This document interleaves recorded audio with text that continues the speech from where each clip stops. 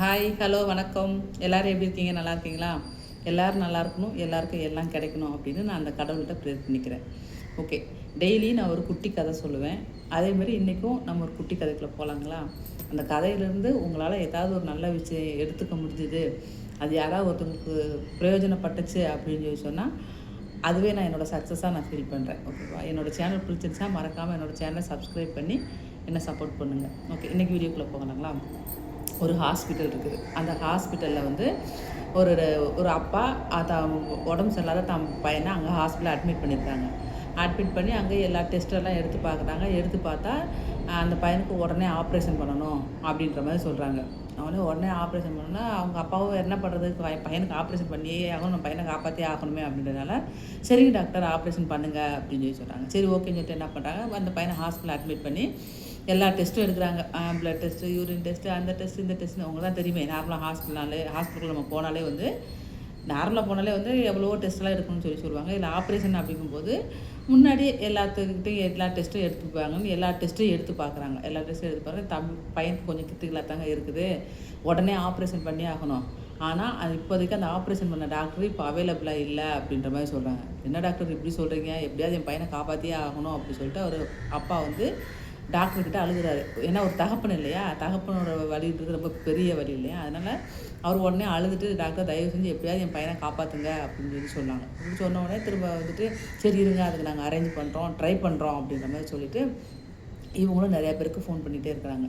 அப்போ ஃபோன் பண்ணி அப்படியே டைம் வந்து 1 மணி நேரம் ஆகுது, 2 மணி நேரம் ஆகுது. பையனோட கண்டிஷன் கொஞ்சம் மோசமாகிக்கிட்டே போகுது. என்ன பண்ணுறதுனே தெரியாமல் எல்லோரும் அப்படியே பத்திரமா நின்றுட்டு இருக்கும்போது அப்போ என்ன பண்ணுறாருன்னா, டக்குன்னு வந்து ஒரு டாக்டர் வேகமாக வராரு. வேகமாக வந்தோடனே கை காலெலாம் கழுவிட்டு, உங்களுக்கு தெரியுமா என்ன நினைத்தல, மேக்ஸிமம் எல்லாருக்கும் தெரிஞ்சிருக்கும். ஆப்ரேஷன் இருக்க போகிறோம், ஃபஸ்ட்டு நம்ம வந்து க்ளீனாக இருக்கணும். அதாவது நம்ம வெளியிலேருந்து வரப்போ டஸ்ட்டெல்லாம் இருக்கும், அதெல்லாம் எதுவுமே இருக்கக்கூடாது அப்படின்னு சொல்லுவாங்க. அதனால் டாக்டர் நல்லா கையெல்லாம் நல்லா சோப் போட்டு வச்சுட்டு வாஷ் பண்ணிவிட்டு ஆப்ரேஷன் தேட்டருக்குன்னு சொல்லி ஒரு ட்ரெஸ் இருக்கும், அந்த ட்ரெஸ்ஸை போட்டுட்ருக்காரு. அப்போ இந்த பையனோட அப்பா வந்து, உங்களுக்கெல்லாம் கொஞ்சமாக பொறுப்பு இருக்கா டாக்டர், என் பையனுக்கு இந்த மாதிரி கிரிட்டிக்கலாக இருக்குன்னு சொல்கிறேன், நீங்கள் பாட்டுக்கு இவ்வளோ லேட்டாக வரீங்க, வந்து இவ்வளோ பண்ணிகிட்ருக்கீங்க, என் பையனுக்கு எதனா ஆச்சுன்னா நீங்கள் பொறுப்பு எடுத்துக்குவீங்களா அப்படி இப்படின்னு சொல்லி அவர் வரது ஒரு அப்பா இல்லையா, அதனால் அவர் பாட்டுக்கு அவருக்கு வந்ததெல்லாம் கோவமாக அவர் திட்டிகிட்டே இருக்கிறார். உடனே டாக்டர் வந்து, ஒன்றும் கவலைப்படாதீங்க, நான் வந்துட்டேன்ல, உங்கள் பையனுக்கு ஒன்றும் ஆகாது, நான் பார்த்துக்கிறேன், உங்கள் பையன் உயிரோடு தான் இருக்கிறான், ஆப்ரேஷன் நல்லபடியாக முடிஞ்சிருச்சு அப்படின்னா உங்கள் பையனுக்கு எந்த பிரச்சனையும் இருக்காது, நான் பார்த்துக்கிறேன் அப்படின்னு புன்னகையோடு சொல்கிறாரு. சிரிச்ச முகத்தோடு அவர் டாக்டர் சொல்கிறார்.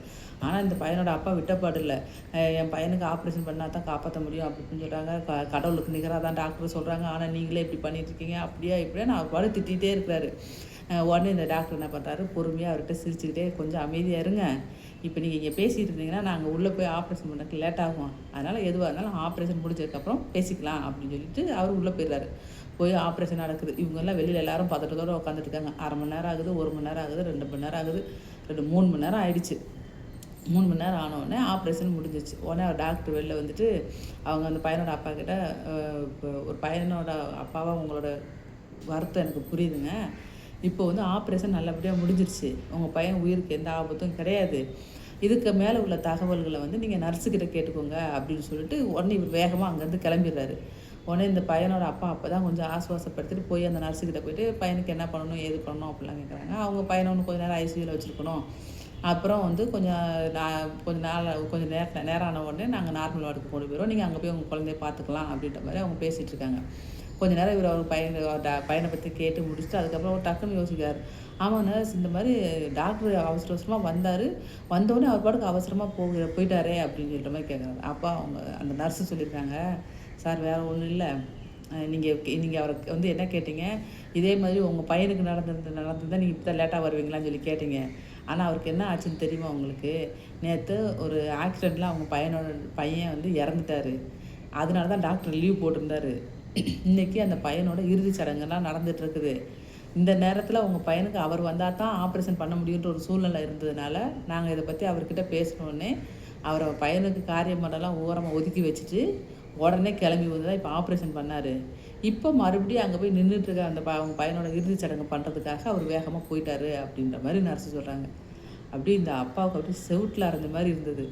சரி நம்ம பாட்டுக்கு அவர்கிட்ட போயிட்டு உன் பையனுக்கு இந்த மாதிரிலாம் இருந்தால் இப்படி தான் நடந்துக்கிறியா வச்சுக்கிறியான்லாம் கேட்டோம். ஆனால் அவர் பையனோட கடைசி காரியம் அதுதான், அதை கூட முக்கியம்னு நினைக்காம தான் பையனை காப்பாற்றுறதுக்காக இவ்வளோ தூரம் வந்திருக்காரே அப்படின்னு நினச்சி அவர் ரொம்ப வருத்தப்பட்டிருக்கிறாரு. பட் வருத்தப்பட்டு என்ன பண்ணுறது, பேசுறதெல்லாம் பேசியாச்சு இல்லையா. அதனால் எப்போயுமே வந்து நம்ம யாருக்கிட்ட பேசும்போதும் கொஞ்சம் பொறுமையாக நிதானமாக பேசணும், ஓகேங்களா. அதே மாதிரி நமக்கு மட்டும்தான் ஒரு சூழ்நிலை இருக்குது அப்படின்னு நம்ம என்றைக்குமே ஜட்ஜ் பண்ணக்கூடாது. நமக்கு எதிராக இருக்கிறவங்களுக்கும் அது நம்மளை விட பெரிய கஷ்டமான சுச்சுவேஷனும் இருக்கலாம். அதனால் அடுத்தவங்களோட இடத்துல இருந்தும் நம்ம புரிஞ்சுக்கணும். அதே நேரத்தில் வார்த்தைகளையும் ரொம்ப கவனமாக விடணும் அப்படின்னு நான் சொல்கிறேன். என் கதையிலேருந்து தெரிய வருதுன்னு நான் சொல்கிறேன். என்னோடய வீடியோ உங்களுக்கு பிடிச்சிருந்ததுன்னா மறக்காமல் லைக் பண்ணிவிட்டு கமெண்ட் பண்ணுங்கள். இன்னொரு வீடியோவில் பார்க்கலாம், ஓகேங்களா. ஓகே, பாய்.